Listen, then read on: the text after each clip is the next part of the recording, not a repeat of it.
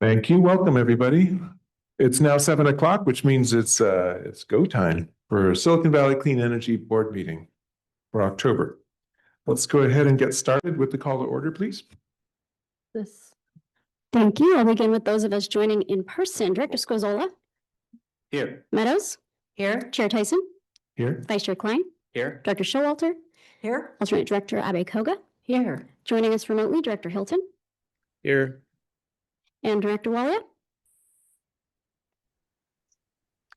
Director Walia, can you hear us? Here. Thank you so much. We do have a quorum up aboard. Great. Thank you. And thank you, everybody, for making the effort to meet our quorum so we could do our important business. Let's go ahead with public comment on matters not listed on the agenda. Do we have any public in the room that wishes to speak on an item not on the agenda? Not seeing one. Do we have any online? None online, Chair. Very good. We'll move ahead and we'll move on to consent calendar. And so let me see first if we have any items that directors wish to pull or comment on. I do not see any here. Do we have any hands raised online for director? Okay, no wish to do that. Let's see if we have any public comment on items on the consent agenda. I do not see any in the room nor online. Very good. In that case, I'm looking for a motion. Move to approve the consent calendar as a whole. Second. Let's proceed with the vote. Thank you. Director Scozola. Aye. Meadows. Aye. Chair Tyson. Yes. Vice Chair Klein. Aye. Director Showalter. Alternate Director Abe Koga. Aye. Director Hilton. Aye. Director Walia. Director Walia, can you hear us? Aye. Thank you so much. That Yes. motion passed. Aye. Thank you. Great, thank you. And so that was a number of important items that we've discussed in some cases in the past, and so I'm glad that we proceeded with that. Let's move on to the regular calendar and item number 2 with the CEO report. Good evening, Chairperson and directors. CEO report today. First, I want to introduce a couple of new staff members, starting with Alicia Hagan, who is on the flexibility manager, and she Justin Sabrina's team working on virtual power plants and demand flexibility. So she'll introduce herself.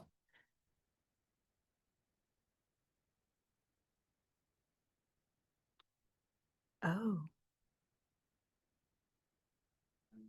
No. Okay. Hello, board directors. My name is Alicia Pagan. I use she, her pronouns. I'm joining the energy services team as the demand flexibility manager. This is my 4th week, so pretty new, but really excited to be here. Prior to SVCE, I worked at a company called LEAP that does demand response programming and different grid services. And prior to that, I've worked in city government and nonprofits doing clean energy and climate work as well. I grew up in Northern California in a small town called Ukiah, and currently live in Oakland, where I like to do pottery, dancing, and cooking with friends. Yeah, nice to meet you all. Welcome. Thank you. Okay, the next one is Nicholas Barat. He's a senior energy services specialist, also in Justin Zill's team. He'll be account services team, and he's here as well. Good evening, Board of Directors. My name is Nicholas Bale. I'm the new Energy Services Specialist on the Energy Services team, working in Justin Seguin's department. I've worked in customer success for the past 5 years, last 3 of which were at Calpine Community Energy, working with multiple CCAs, including Silicon Valley Clean Energy. Grew up, born and raised in Silicon Valley, and I'm excited to work with all of you. Welcome to both of you, and great to hear about your backgrounds too. Thank you.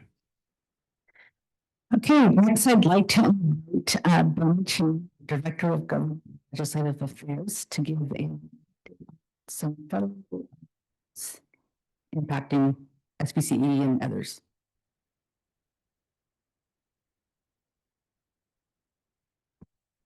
Good evening, Board. Benna Chang, Director of Government and Legislative Affairs. As Monica mentioned, I'm here under the CE report tonight to give a quick federal update, but I will be giving a fuller state update on the regular agenda later tonight. So as everyone is aware, on October 1st, the federal government shut down after Congress was unable to come to an agreement on the budget. As a reminder, SVCE is not funded by federal grants, so our direct impact from the shutdown is limited. However, staff are monitoring indirect impacts, including renewable and transmission projects that are in the federal permitting process. Separately, on October 1st, you might have seen that the U.S. Department of Energy also announced cutting close to $8 billion in grant programs from the Inflation Reduction Act and the Infrastructure Investment and Jobs Act. We are waiting to hear formal details about these grant rescissions, but understand that there may be California projects on the list, including a transmission grant for the California Energy Commission and the Arches Hydrogen Hub. So with that, happy to answer any questions. Great. Do we have any questions? I don't see any here or any hands raised. All right. Well, thank you for that update, and we'll look forward to hearing from you in a few minutes. Okay, well, a little bit. Happy to answer any questions should you have any from the actual report itself. I'm not seeing any.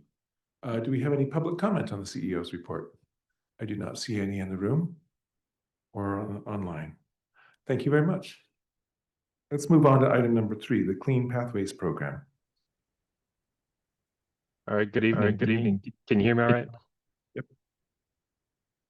All right, good evening, directors. My name is Zach Liskey, Deputy Director of Power Resources. Appreciate the opportunity to present this item to you. And if we go ahead and go to the next slide. There's a few topics to cover. First, an update on our clean progress. This is an expanded look at what we provide in the monthly CEO report.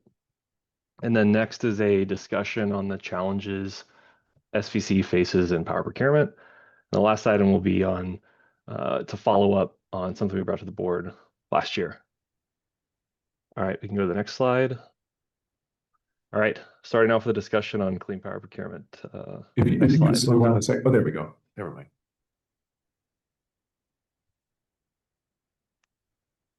We're back. Go ahead. All right, okay, great. We can go to the next slide.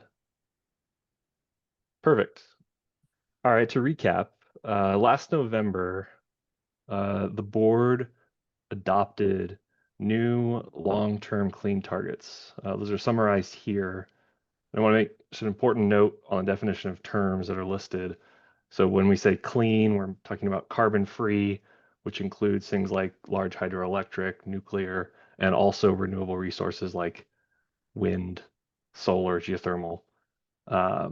And renewable would just be a subset of what is carbon-free and clean.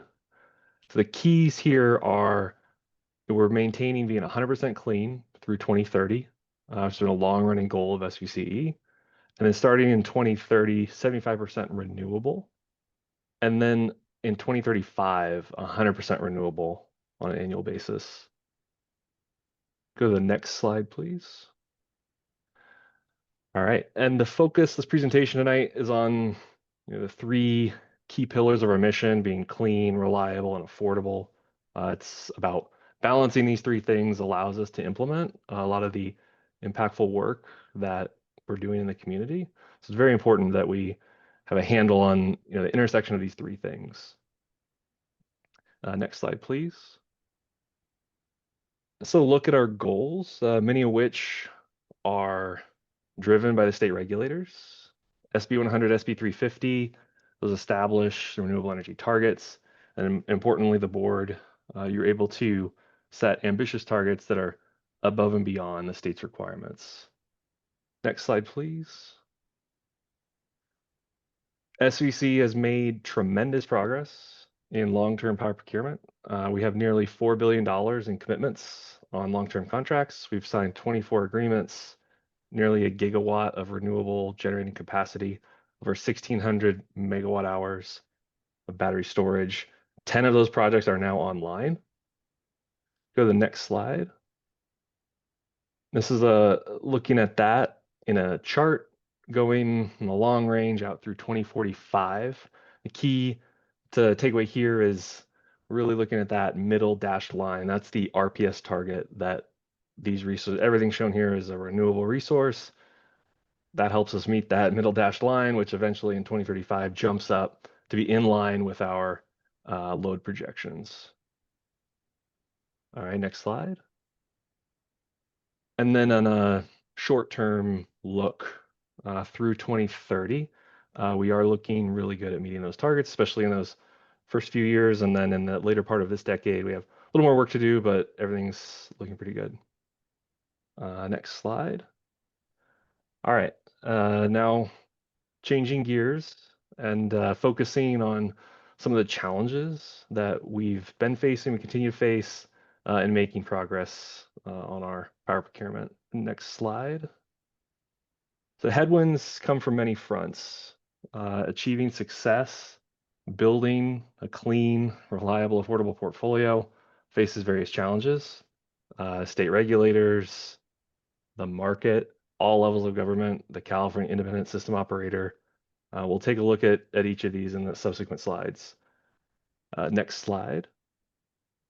Since 2019, wind and solar prices have been on the rise. This is a sampling of solicitations we've done since the past several years. And as you can see, 2019 solar projects were hovering around, say, $20 per megawatt hour. Are now approaching $60. And that may not be the ceiling. They could go even higher with changes to the tax incentives that support these projects and the earlier sunset dates. Go to the next slide. We have a big portfolio of solar. We have over 700 megawatts that we've either planned or contracted for already. And when we do solicitations, we do look for a diverse set of technologies. However, the only technology that in California is consistently being built is solar, and especially solar paired with storage. So this can lead to, say, suboptimal portfolio diversification and value, along with potentially suboptimal results for grid reliability and optimization. So if we go to the next slide, having so much solar in our portfolio is it's in line with the state and how much solar is generating. A typical day, spring day in California, there could be over 20 gigawatts, 20,000 megawatts of solar generated in the middle of the day. And all that solar, there are times where there is no place for it to go and it must be curtailed. And so springtime in California has created a dynamic where it's sunny, temperatures are mild, there's snow starting to melt, and there's no place for solar to go, so it has to be turned off. When solar's turned off, the portfolio value it provides diminishes. And this chart looks at the last 10 years, and it's been growing very rapidly. And this trend may continue in the future, but there are some promising developments. As you know, the state has cleared the way for California to enter into regionalization of electricity markets. And with that, you broaden the footprint of what the grid operators are optimizing in their markets. And when you do that, potentially have a better dispatch of all of the resources on the system, higher portfolio value, and hopefully lower rates for customers. That is results to be determined. We shall see how that plays out. It'll be many years to come. Next slide. All right, switching gears a little bit, looking at development. The market and development timelines have proven very challenging to navigate. Many of SVC's projects have been subject to development delays, as can be seen here.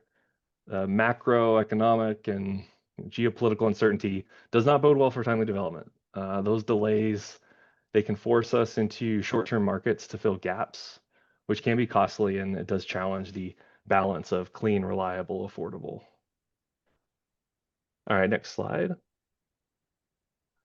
This is the California Independent System Operator. They have a process to connect new resources to the grid.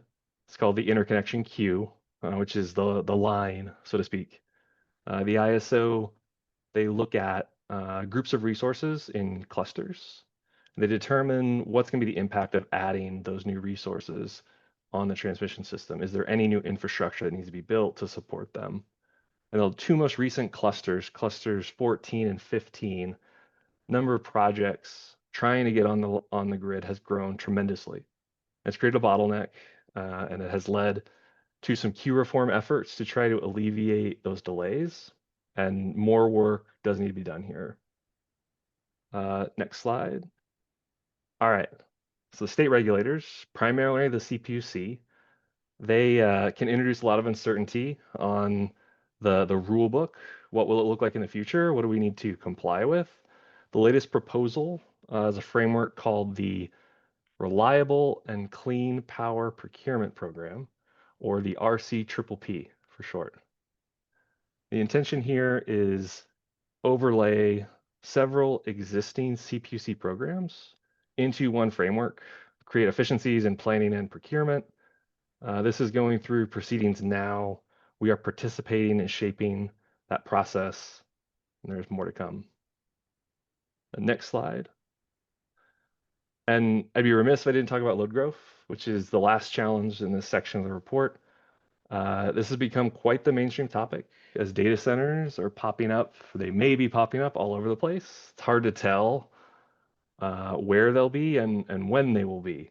And so not knowing what that demand is going to look like makes planning a very difficult task. So this chart shows a spread of scenarios, the middle line being what we're expecting, what we're planning for, the high line being if, say, there's mass adoption of electrification, there's lots of data center growth, and the bottom line being, well, if things don't pan out as we think, maybe it goes the other direction, things are more stagnant. In each scenario, it does pose its own set of challenges. So there's an element of we want to be just right with our forecasts. So we'll see how this evolves. All right, next slide. Okay, last section of the presentation on future reporting. Next slide. So going back to last November when we established the new clean targets, we said we would come back with plans on how to keep the board informed of our progress, both on future goals, what that 2030, 2035 milestones look like, and then on how we've done in the past. In the last year, how are things looking? Next slide. So first on future goals, right now, as a routine part of our business process, we do portfolio modeling and develop expectations of how the portfolio is going to perform in the future. And we think that this gives us some answers well ahead of time if we're going to be successful in meeting those targets. So in general, we should have a pretty good sense about, say, 12 to 18 months out from a particular year if we're going to hit those targets. And then we'll have an even better sense within the year, say around July, August, if we're hitting those expectations, or if we need to enter the short-term markets for some additional procurement, help build out certainty that we're going to meet our goals. So our proposal is annually, we provide the board, call it Clean Pathways Report on meeting our 2030 and 2035 goals. And we'll also continue reporting in the CEO report on shorter term horizons, say the next 2 to 5 years. All right, next slide. So on hourly progress, so recent legislation requires that we start reporting hourly performance to the state regulators starting in 2028. This isn't public reporting, but our plan is we can utilize what's in that reporting and summarize and share with the board how do we do in the last year on an hourly basis. The next slide. These are illustrative examples. This is the chart we saw earlier. And the idea is we will bring back versions of this with explicit callouts on how are we doing in the 2030, 2035 horizons. Next slide. Then again, illustrative. We'll share something like this that shows on average, how well are we doing each hour of each month?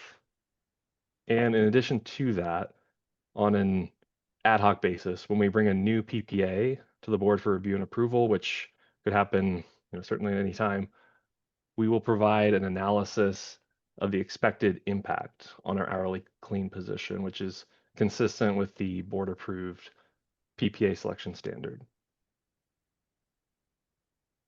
All right, next slide. All right, this is the last slide. We've so far discussed really good progress we've made thus far in meeting the board's directed goals.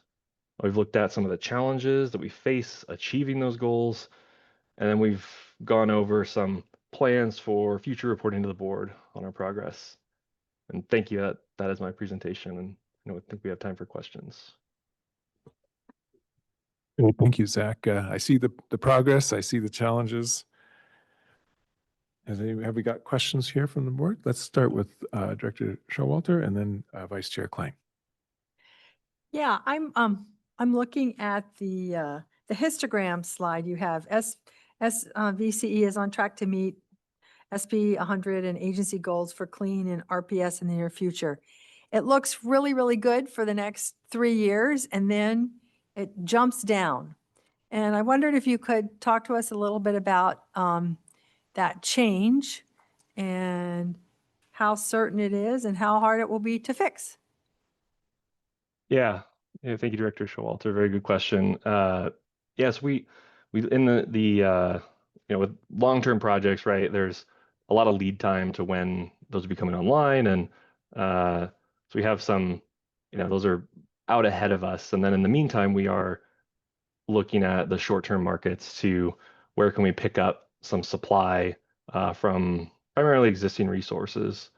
And we're looking out, say, in the next 1 to 2 years is really can be the sweet spot. A lot of the clean supply that we do contract for in short-term markets is from large hydroelectric, which is very weather and supply dependent. And so the sellers of those resources, they're not always looking out much farther than the next 1 to 2 years, as there's a lot of uncertainty on their end and risk if they commit to providing something that may not show up. But otherwise, we are at this time pretty confident that in that 2028 to 2029, 2030 range, we'll be able to pick up the supply necessary to get to 100%. So basically, are you saying that the gap you see in these charts is similar to the amount of large hydro we've been able to get in the past? It is a mix of, yes, large hydro, and more we're actually seeing potential short-term contracts for renewable resources, existing renewable resources that are maybe a little older but operating as a merchant, and they're contracting for 1 to 2 years at a time. Yeah, because large hydro, they don't have a bigger, a longer runway for that information than that. They just don't know because it depends on the rain. Yes. Vice Chair? Yes, thank you, Zach, for the presentation. I did have a question. So part of this is we have from a renewable portfolio standard, we allow from a carbon-free targets, we allow a 10% margin of error in the event that the targets can't be met. If that exceeds 10%, then you're going to bring it back to the board to get additional direction and figuring out what goes forward from there.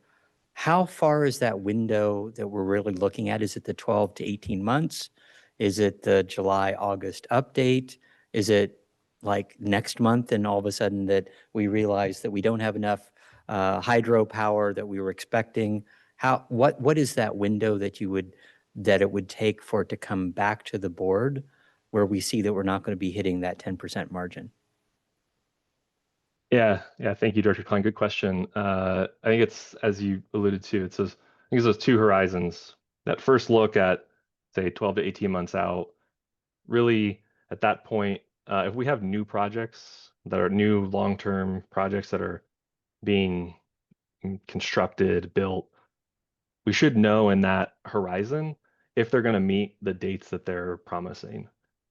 So that's the first pass of it, is say we should have a sense then, okay, what's going to be in, what's going to be out.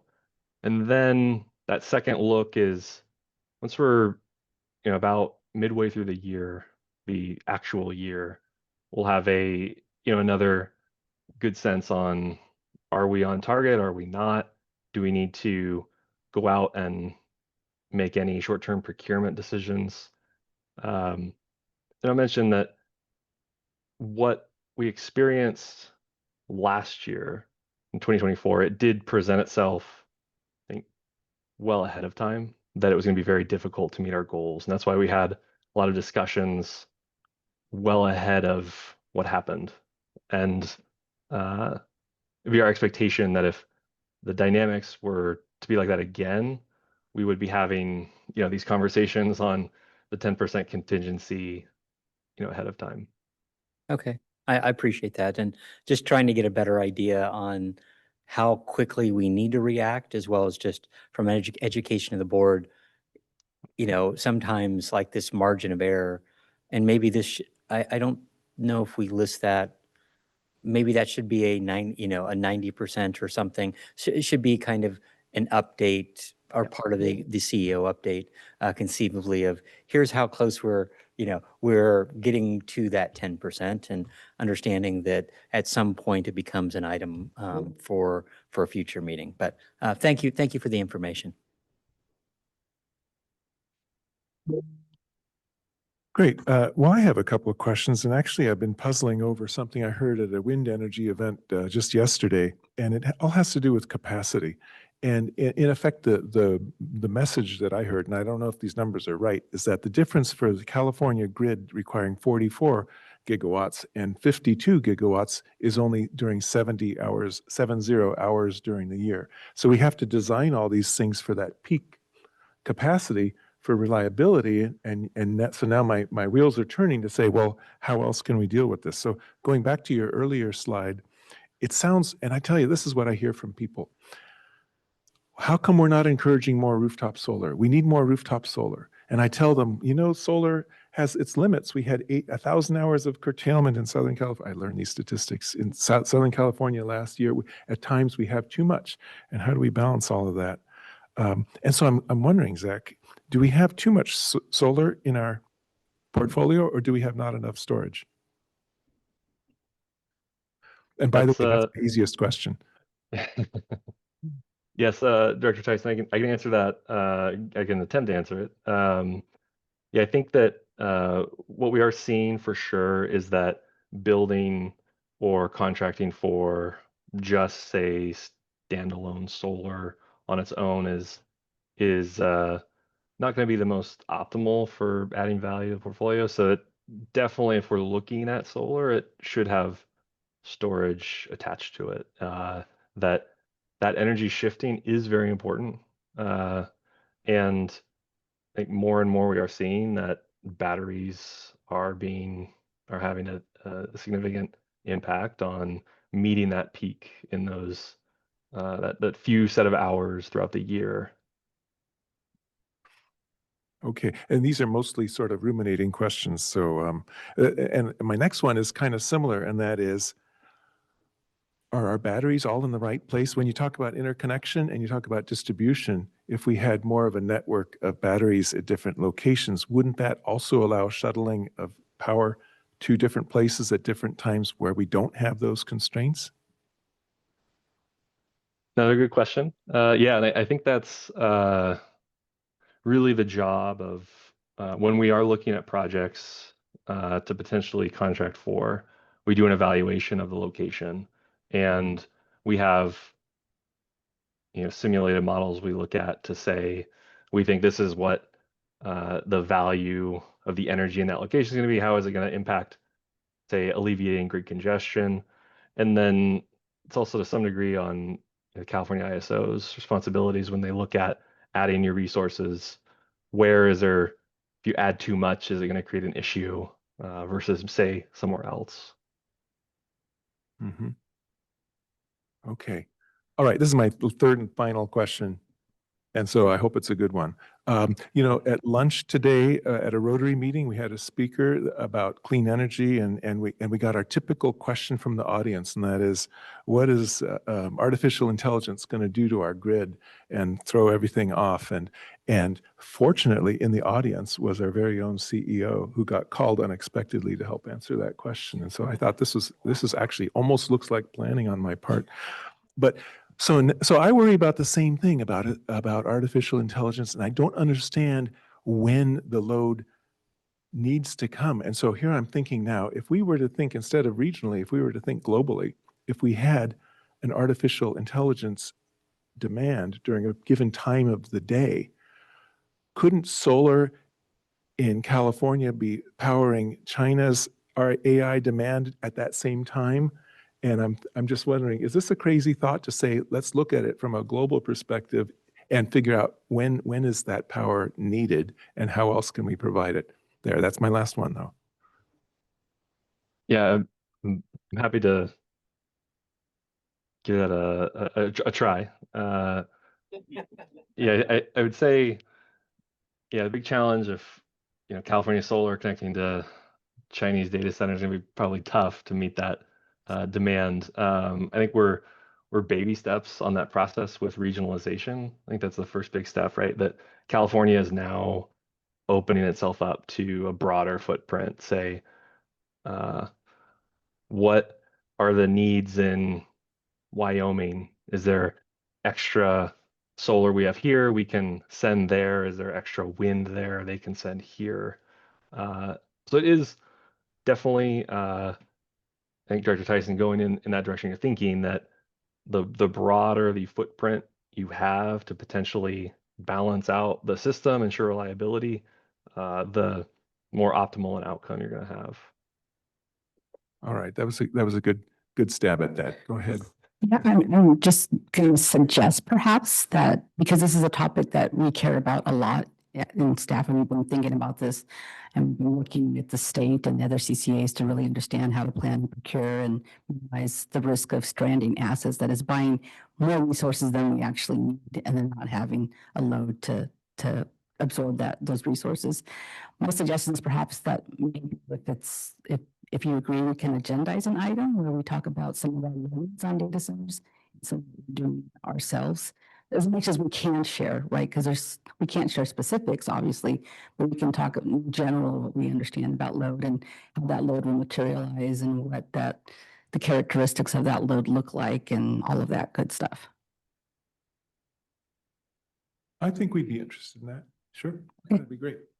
So, team. All right, with that, did we have any questions from directors online? I should have checked earlier. No hands raised. And then any public comment?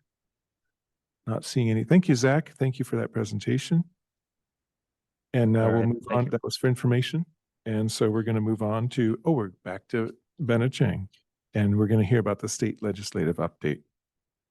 And by the way, before you start, we had a question yesterday about the effect of tariffs, and nobody knew what the answer was going to be. So I'm not going to ask you that. That is great. That's what we're about to update. Time for questions is over. Those are the hard questions, Chair. So thank you for not asking me. All right. So tonight, also giving you a state legislative update. So you might have seen that the legislature passed and the governor signed a significant package of energy and climate bills at the very end of the legislative session. It's very dramatic. They actually had to extend the session by a day to get all these bills passed. SVCE supported all 4 of the bills that we're about to talk about tonight. And I wanted to give you an update on the final language in these bills and the potential impact to SVCE and our customers. I also mentioned that the governor has until next Monday to finish signing or vetoing bills. So we're still waiting for the governor to take a final action on some pieces of legislation. And we'll be back to the board at a future meeting with a more comprehensive list and status update. So first bill that we wanted to talk about tonight, Zach very kindly teed up in his presentation, and this is the regionalization bill. You might remember this bill under a different number, SB 540 by Senator Becker.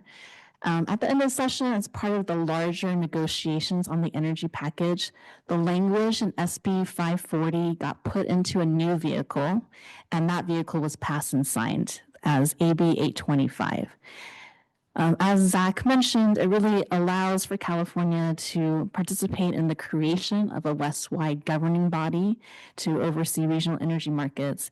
And Zach mentioned a lot of the benefits. So we're very excited about this effort to have a broader footprint. And as Zach mentioned, really to optimize our portfolio. You might remember that this bill had kind of a bumpy ride through the legislative process. And I'm happy to report that the final language in AB 825 takes out a lot of the really concerning aspects of previous versions of SB 540 that had been causing some consternation amongst our Western partners. And what was finally passed is a workable version of the bill. So we wanted to give a lot of kudos to CalCCA staff in particular, who are really front and center in crafting the legislative language and advocating for the bill. And I wanted to also thank a lot of you as our board members for helping with the advocacy throughout the year and reaching out to legislators at critical points for this bill. We're really thrilled that Senator Becker was able to get this bill across the finish line. The other major bill that the legislature passed and the governor signed was SB 254 by Senator Becker. This is an energy omnibus bill.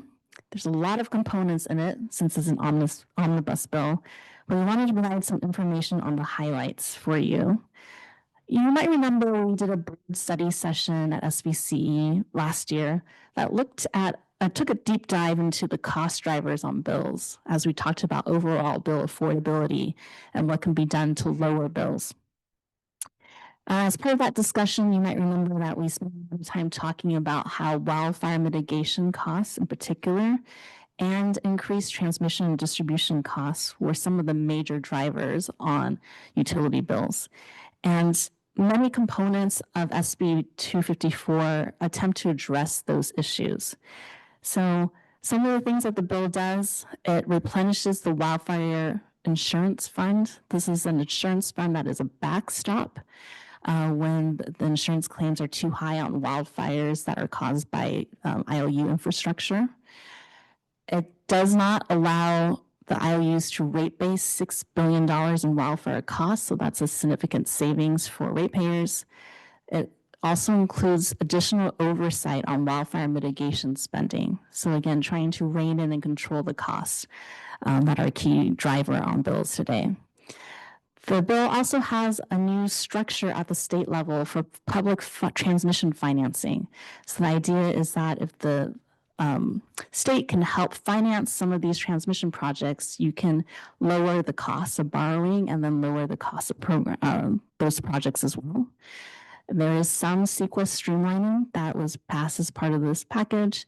And then importantly for SVCE, there is some language around energization. We know that delays in energization and connecting customers to the grid is a major problem in our service territory and throughout much of the state.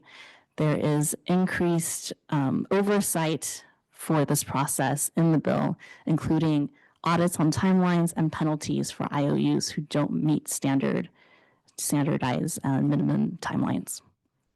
I also just mentioned here that SVCE and CalCCA were also really pleased that the demand side task force that was proposed in the Assembly's version of the Energy Omnibus Bill did not make it into SB 254.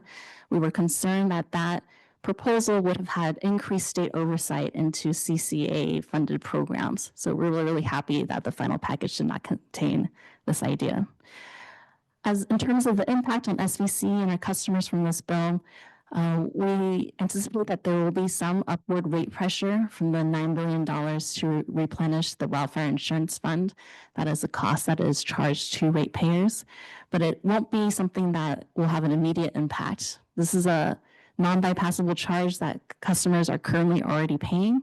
And instead of sunsetting in 2036, SB 254 extends that by another few years. So it's sort of a delayed impact on customers. And then we are anticipating some downward rate pressure from the other elements of the bill. After the governor signed SB 254, he also issued an executive order to implement one piece of the bill. And this piece really focuses on a report that the bill required to be submitted to the legislature and the governor. I wanted to mention this to you all today because I know wildfire mitigation and risk is a very big deal for a lot of our member agencies. And this report really talks about both wildfire mitigation and insurance issues. So state agencies are required now to report alternative risk socialization kind of structures, alternative insurance proposals. For example, how do you count hardening measures in calculating people's insurance rates? Should there be any changes to the limits on public entity claims, for example? The state agencies are also required to look into new wildfire mitigation technologies and solutions. And then a proposal for additional wildfire risk reduction programs. So this could include additional funding for state and local event response, additional funding for home fire risk reduction, vegetation management, and then also community-wide wildfire hardening efforts. There will be some assessments for infrastructure and emergency response, so to determine whether or not those are necessary, and then some suggestions around improved land use planning for local governments for this issue. Finally, one of the major pieces of legislation the legislature passed really was to extend what was formerly known as cap and trade, but now rebranded as cap and invest. And this came as a two-parter. So there was AB 1207 that really reauthorizes the cap and trade program, and then SB 840. So AB 1207, I would characterize it as a fairly clean extension of the cap and trade program. So it extends the program from sunsetting in a couple of years to 2045 instead. It renames the program from cap and trade to cap and invest. Importantly for us, there is language in the bill as well that would change how the CPUC distributes the electricity climate credits. So right now they're done on a twice a year basis.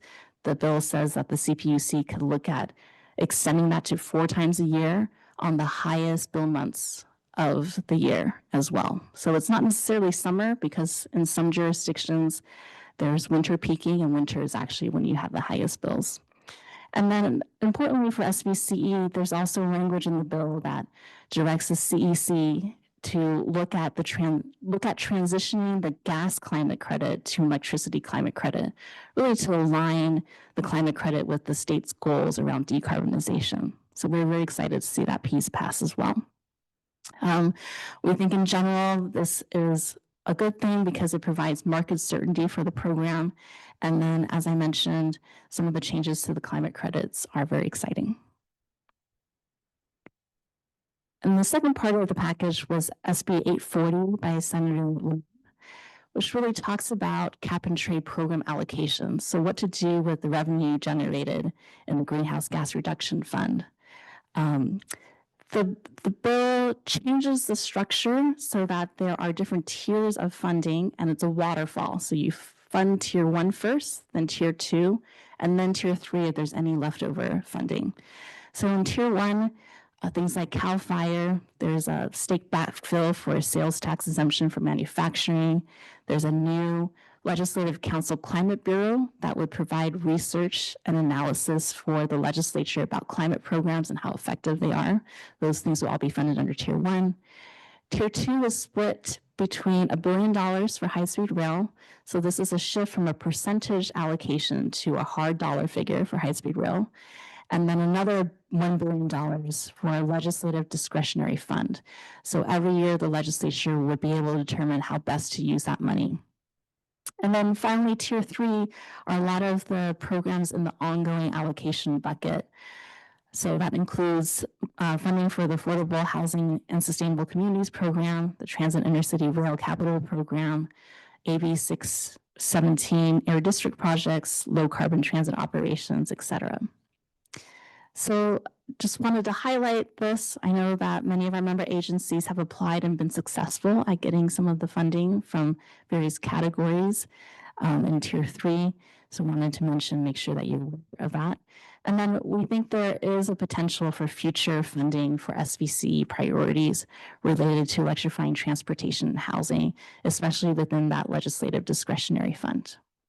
So with that, very happy to answer any questions. Director Showalter. Yeah, could you talk a little bit about the CEQA exemptions that are included?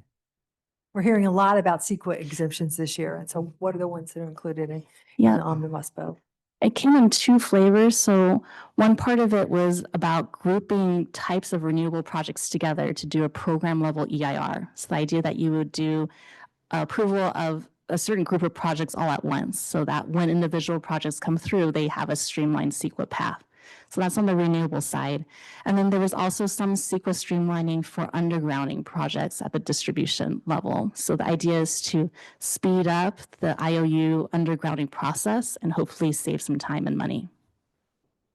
Yeah. Vice Chair. Yes, a lot of this year has been talked about wildfires and you know the response as far as that's concerned.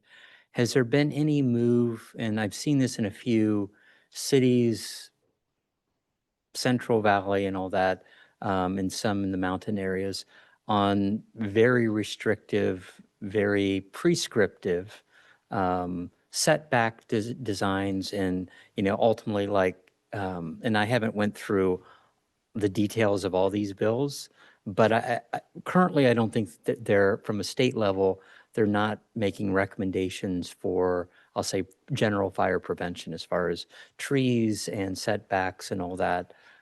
It kind of ties to CEQA in some way, but it's CEQA is trying to speed up the construction. Here we're trying to basically say, well, if you're doing new construction, the setbacks, the trees, the foliage, all this is part of that. Is there any movement that you've seen from that standpoint? The closest I can think about is that executive order that the governor issued. There was that line item about land use planning, and I wonder if that will be an opportunity for the state to make some suggestions on setback rules, et cetera. But I haven't heard more, and I haven't seen that level of specificity in the bills that I've talked about today. Okay.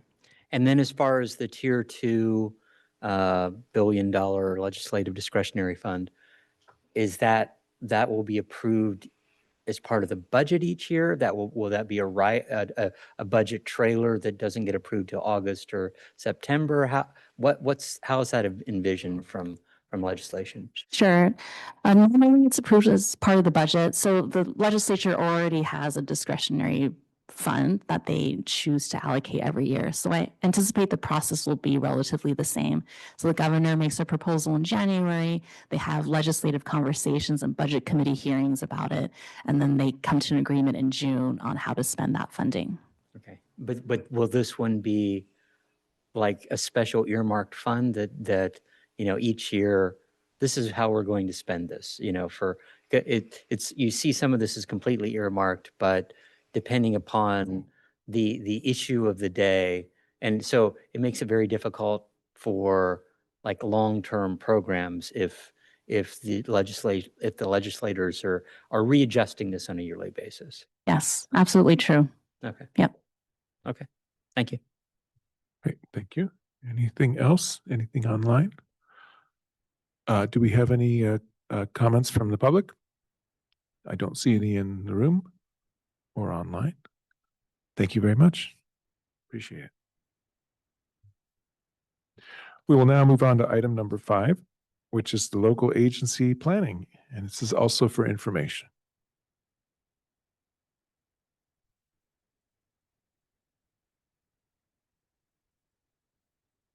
Evening. Okay. Right computer mic is on. So I am here for the bi-monthly update on local agency action planning. We're going to talk, most of my update will be on REACH codes right now, although REACH codes are really just one portion of the work that we do with member agencies on pollution-free buildings. But we are in the heat of REACH code season. I think my math is correct, we have 4 agencies that are bringing votes to council in the next 2 weeks. So that's where my focus is going to be. And as I was thinking about this month's update, because I was thinking of a different theme each month. I think the theme here really is the uniqueness of this time. So 2025 is a unique year for REACH codes. And because of that, we have developed 13 individualized unique plans. And we were able to do that really because of some unique relationships that we have with each of your cities. So it's going to kind of give an overview of that process, sort of why 2025 is different, how each of these plans are unique, and then really why all of this is successful is because of relationships between staff. So first, just starting with a kind of a reminder again, I know we've been talking about this several times, but it really was only a few months ago that AB 130 was passed by the state, which limits and changes the ability of local jurisdictions to adopt REACH codes and of the building code cycle overall. So all of your staff have been working for several months to update the code on cycle as it is done every 3 years. There'll be a pause now in the residential code for the next 6 years. These pauses really, the focus is on residential, so there still will be the ability to make changes to commercial REACH codes going forward. So because of these changes, we've been working with each jurisdiction to kind of evaluate within the carve-outs, for lack of a better word, of the rule, what makes the most sense for your jurisdiction. We have a special counsel on board as well as a bunch of technical consultants on board to help us navigate all of this. But I also want to kind of keep in mind, this is a new process. The rules were just passed. So we also, our technical consultants meet on a really regular basis with the Energy Commission to give them a heads up of what is happening. We stay in as much contact as we can with the Building Standards Commission so that we can try to foresee any hiccups or changes in the process this year. And we think that everything is on track, but also just noting this is a different process this year. As a piece of that too, I want to say a real deep thank you to everybody's staff that have been working kind of alongside our team this year. Every time that we work with all of the member jurisdictions, kind of what is, I think, key to our success so far has been thinking of knowing and understanding the uniqueness of each one of our member agencies. And so up here, I think we have like 4 colors that are color coding different actions. But I think really all of these are 13 different actions. Every single member agency is unique in their timing, unique in their process, unique in their exact set of goals and resources. And so we feel very lucky to get to work with the great staff that you all have to kind of create tailored action plans for each of your jurisdictions. But this is just a high level showing of kind of the things that are coming up in the next couple of weeks so that everyone is aware. I will also say that this is an evolving conversation. So there's even some of these on here who have, as of our last conversation, were not thinking that they were going to move forward this year. But some of those conversations are still happening and still evolving. So I think we made some changes to the slides actually an hour or so before the board meeting. And I imagine that that will kind of continue to happen. And then I also want to say after REACH codes, we're continuing to work on permitting processes and other training and things to kind of, this is just one portion of all of the work that we do. And then this last piece, this is the set of resources that we have available to you all and to your staff. This is very much a partnership.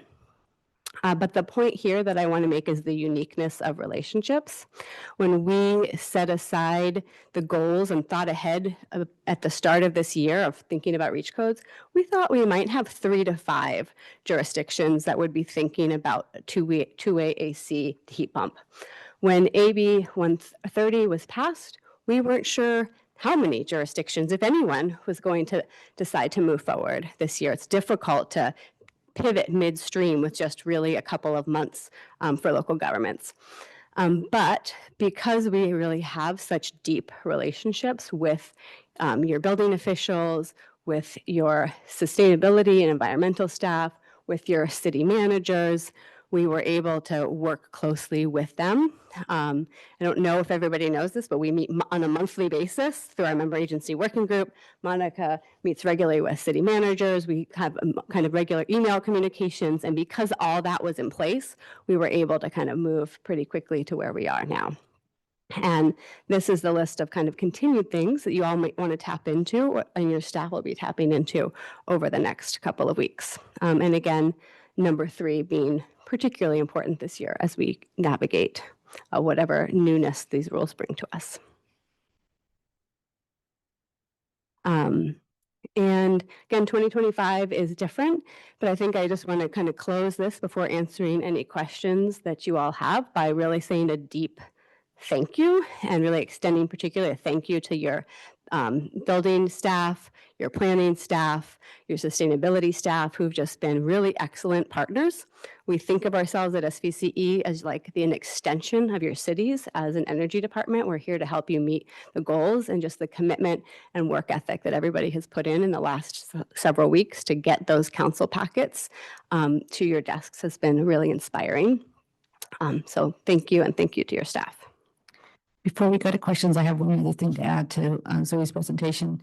If you weren't aware, Silicon Valley Clean Energy, along with Tesla Clean Energy, received a very prestigious award from at Climate Week in last week or 2 weeks ago. It was the Electric Innovation Award for in code efforts, actually. And so Zoe is a big part of that. Obviously, your staff is a big part of that too. And a lot of people at SVCE over the years have some worked on reach codes or worked with your staff or with this board on getting those reach codes adopted. I unfortunately don't have a picture to share or to share with you, since it was all get an actual physical award. But Chair Tyson was able to join us to receive that award as well. And so thank you again to you and your staff for that effort, and to our staff too. Let me throw in there that when I saw what the other awards were given to other organizations, in almost every case, I thought, we're doing that at least as well as they are. But I don't think it would look good to give all the awards to us, even if we deserved it. Any questions? Right. Do we have any questions? Yes. Alternate Director Abe Koga. Thank you. Thank you for the presentation. I'm now sitting in a different seat and I'm looking at my jurisdiction. So I realize this is 2025. So the building codes is due this year, is that right? Mhm. So if we haven't, I'm not sure if we've even started on these items, but can we look to 28 then to implement these measures? What would you recommend? Yep. So and we can definitely talk to but about any unique jurisdictions, but the codes technically could be adopted. Most people do. This is all for what's happening by December. Okay. And so amendments to the codes could be adopted later, retroactively. But usually folks do any reach codes alongside the building code adoption, which needs to happen before January 1st. Okay. Great. Thank you. I'll follow up Yeah. offline. Thanks. Yep. Director Metlis. Thank you very much. Yeah. So I'm speaking without full information because I won't actually get our council Mhm. packet until tomorrow night. Mhm.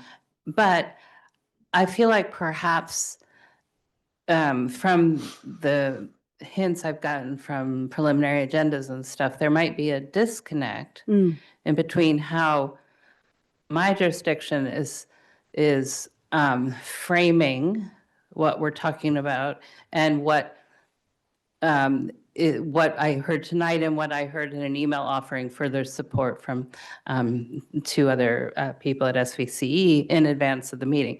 And what that is not necessarily different in substance, but the phraseology reach codes has so many connotations, not all of them positive. We're adopting or considering adopting building codes with climate technologies and mitigations. Again, I haven't seen the packet. That may not be the words that are being used. But I think that that difference in describing it could be important. And have you heard that in the discussions? And how accurate is what my perception is that I just shared with you versus what you think is going on? Because I feel like reach codes is an outdated terminology. Yeah, I would agree with that assessment that it's an outdated. It says green. Yep. I think Just a little far away. sorry, I was a little too far away. Yeah, I think that's a great assessment that it's probably outdated. I haven't heard the exact terminology that you just used, but this does speak to the uniqueness of each jurisdiction, and communicating effectively to that jurisdiction, the constituents, I think is so important, and using words that resonate with what we're trying to do. We've also heard code enhancements in the past. We've heard locally tailored ordinances. So I think it really depends on the drive behind the ordinance by council, which from what I'm hearing you talk about is climate technology. I admit, those words I used were my words. I don't know they're consistent with the packet. But I just, if the message you're delivering here broadly is not consistent, I just am uncomfortable if other jurisdictions are using other terminologies, then let's kind of maybe flesh that out to make it more constructive. Okay. Because when I got that email today, I was like, but that's not how we're describing it, so it's like the bus, a different bus left the station than we're on, maybe. Sorry, bad analogy, but thank you. Yeah. Great. I do believe we have Director Walia has a question or hand raised.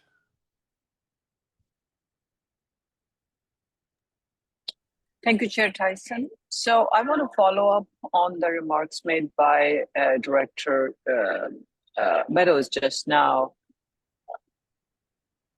I have also not yet seen the staff report in the city of Saratoga. It hasn't come out yet, but I believe next week's council meeting, a week from today in Saratoga, is going to be talking about the building codes. And I want to thank SVCE staff for giving some information ahead of time so that I, as the SVCE board member, am able to bring those discussion points under the umbrella of the building code in my city. Having said that, so thanks to SVCE staff, and at the same time, I don't know the specifics because I have not seen the staff report, precisely what Sally, Director Meadows just said. I do agree with the point she made that different cities, or rather I would put it, different council members in different cities have a different perception of the value or lack thereof of the different reach codes. So I'm just thinking about her remarks, and I'm in agreement with what I'm hearing from her. So if we can get a little more fine-tuned support from SVCE staff, you have all been fabulous, believe me, you've all been fabulous, but maybe tweaking this so that it aligns more with the way each city is handling this, i.e. basically the building code. So those are some of my thoughts. And if Zoe, you want to respond to that, if there's anything you want to add, I'd appreciate that. If not, just take it as more a comment as our question. Thanks. Yeah, Yeah, absolutely. So I can describe what the process looks like. So we work with our technical consultants to develop model code language. And we then meet with staff from each city and talk through that model code language. And then each city staff takes that work and tailors it to their jurisdiction's needs. That often involves tweaking language or descriptions to meet the needs of their constituents or again the drives of their council. They often, though not always, then bring back the staff report and the updated ordinance for our technical consultants and staff to do another review, particularly this year, to see if we catch anything that's out of alignment with AB 30. We do try very carefully to not over prescribe too much language. That thinks it's very good advice because we appreciate consistency as well. But we also think it's really important that this work is ultimately the work of cities. So we're here to help build capacity, not to dictate goals or even really process. And so we are always walking that fine line. But that's generally what that process looks like. All right, very good. Thank you. And that is deeply appreciated. Suggest that SVCE is being prescriptive to, at least to my city. I know that is not the case. You have been extremely supportive, and this is very helpful. Thank you. Those are my thoughts. Thank you, Chair Tyson. Oh, sure. Director Meadows. Yeah, and I just want to say, no prescription going on, none of that. I just think the branding, Yeah. if the branding is misaligned, then it opens up room for misunderstanding, maybe by, the public or something. So that's kind of what I'm getting at. The process with staff has gone really well as far as I know. Yep. So thank you for that. Yeah, absolutely. Very good. And most of your efforts are directed at the planning staff. And I have to say that I was walking past our Public Works Director's office, and he called out to me and said, that SVCE staff, they've been so helpful to me in my Public Works electrification efforts. And so I thought that relationship building you're talking Yeah. about, it's broader, and it gets a reputation that works through the whole organization. Thank you for that. Yeah, absolutely. With that, I'm going to ask if there's any public comment. I do not see any in the room. I do not see any online. And so thank you very much for that report. With that, we're going to move on to board member announcements and direction on future agenda items. Do we have anything to suggest or report? I do not see any in the room. I will just give a brief report that Vice Chair Klein and I were able, what a wonderful opportunity to visit this SunZia pattern wind project in New Mexico. Massive scale, huge project, incredible efforts. There was one presentation on why long distance high voltage DC is better than high voltage AC. And Director Klein will brief anybody who wants to know about that later. And so it's just really a wonderful event, and it's just remarkable to see what's happening. And it's not just the fact that they're building these massive wind farms, but that they're also locating their equipment in Colorado and other places. So it's domestic manufacturing and an incredible scale, and they seem to be a very fine partner to work with. Did you have anything you wanted to add?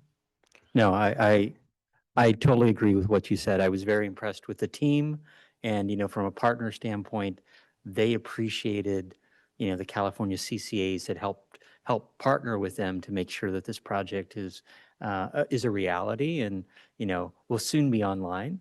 But ultimately, it was great to meet that team. But some of the questions that I had at our board meeting earlier this year, I was finally exactly what Chair Tyson was saying, the high voltage DC lines and all of that from my computer science, electrical engineering days.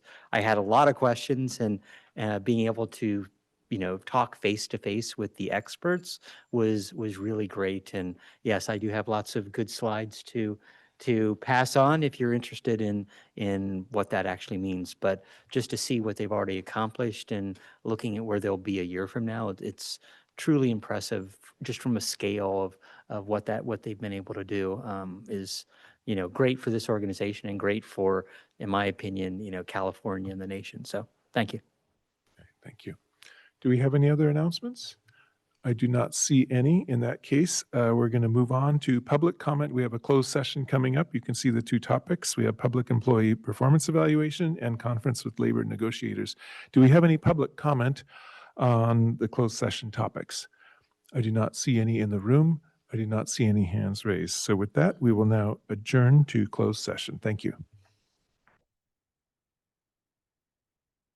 Thank you. We return from closed session, and we have a report from closed session, and that is the board has appointed Vice Chair Klein and Chair me to be labor negotiators. And there's nothing to report on the public employee performance evaluation. Thank you. With that, we are now adjourned, and we'll see you next month.